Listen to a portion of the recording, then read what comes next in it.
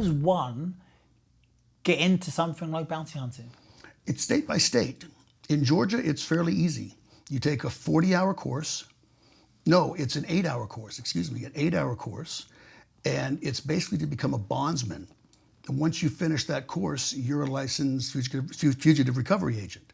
Then you have to find bondsmen to share the burden with you. So I don't know what a bondsman is. A bondsman, when you are arrested and you bond out of jail, you get the opportunity to get out of jail with the promise that you'll come back to answer for the crimes that you've been accused of. Gotcha. You have to pay a certain amount of money to get out of jail. Mm-hmm. A bondsman will forward you that money.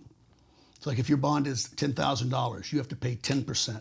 So it'd be $1,000. The bondsman will give you that money and say, you got to come back on the 4th of July to answer for your accusations. And you say, I promise to. Now, when you sign on this bond, you sign away all of your civil rights, all of them. You say, I promise that I won't hang around people with alcohol. I promise I won't go to bars. I promise that I'll check in with you. I promise that if a fugitive recovery agent comes to my door, I'll be accessible to him. I promise that, and all these things, it's all fine print, and there's a list like that long that you promise to do, to promise to come back. If your bond is forfeited, meaning if the bondsman changes his mind or the court changes his mind, you have to promise to come back. If you don't come back, we have to come and get you. The bondsman can come get you, or usually the bondsman doesn't. Usually the bondsman has somebody, a soldier, to come and get you. That's the fugitive recovery agent. They get paid on a death certificate or on a certificate of incarceration, one or the other. So once they see the body can come with them. And if lethal force is presented, lethal force can be returned. And once again, you have no civil rights with these individuals whatsoever. These are not police officers. These are civil citizens serving a warrant, just like a U.S. Marshal would do. So if I nicked a TV from Best Buy, mm-hmm. and I got caught and... it's over $500, so it's a felony. Okay. So, and I said, yeah, I'll come back, but I don't come back. I do want to run away. Okay. You come after me for a TV that cost $1,000. No, probably not for stuff like that. We go after people that kill people. That are trafficking Gotcha. arms.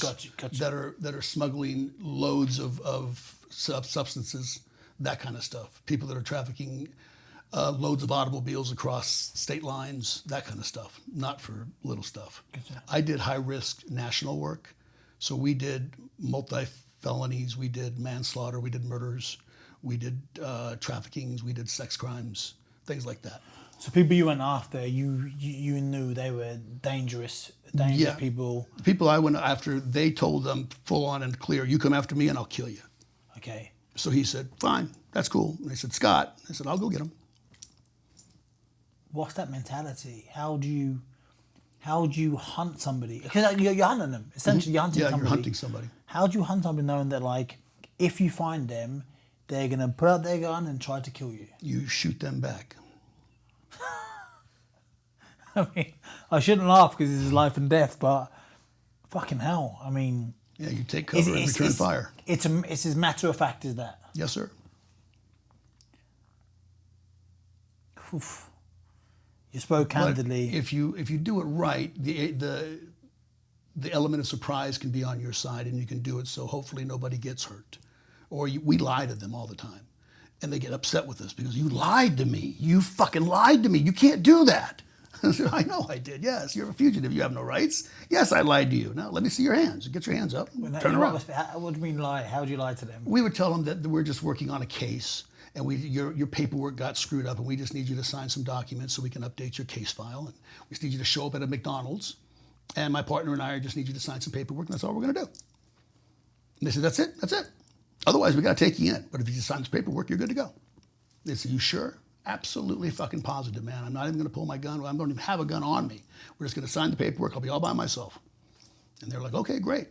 So my partner out there with a red dot, standing somewhere in a vehicle, and then he'll come in and we're talking. A red dot, so what do you mean? A laser scope. Oh, on the fugitive? Yes. So when they're sitting at the McDonald's, I'll have my partner activate the scope and put a little dot on his chest. And I'll say, do you see that dot on your chest? That's a laser. If you move, I'm going to have him pull the trigger. Oh, and actual pull the trigger. Yeah, Was it? so just sit still and listen to me. You're under arrest for failure to appear. Put your hands on the table and I'm going to cuff you forward. And then I'm going to walk you out. If you try to run, I'm going to shoot you. They're like, oh, you can't do this to me, dude. You lied to me. I'm like, I know I lied to you. I have to lie to you. Otherwise, you wouldn't have came here. Then we would have had to firefight. So you didn't want to do that. So they're like, usually they're really, really relieved that they've been caught because they're running and they don't want to run. And Gets tired. it's the ones that turn around and they just look at you and they pull the gun. That's the ones that they're looking to throw down. They wanna, that you're wary of. In that situation, you're sitting there. You got the laser on the fugitive. Percentage-wise, what happens in that moment? They bow. They just go, okay. 100%, 90%. 90%. Sometimes they fluster and I'll tase them. Oh, okay. They'll get tased under the table. They go down. Then I'll just hook them up and we'll walk out. Do you mind me asking these questions? I find that in your experience, when you've had to go and capture a fugitive, how often, percentage-wise, has it resulted in lethal force being used? I don't want to answer that question. We got paid on death certificates or certificates of incarceration. And if lethal force was presented, lethal force was returned. That was a last-ditch effort. Of course. Yeah. And we did not present lethal force. That was only a return subject. Yeah, a friend of mine was in the SAS for a long time, and when the subject is spoken about obviously, eliminating threats, he always says like it's you or them.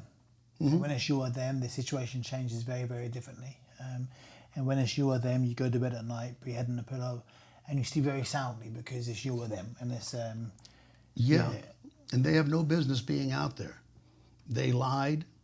They're not supposed to be where they're at. So that's exactly right. If it's you or them, you go to bed.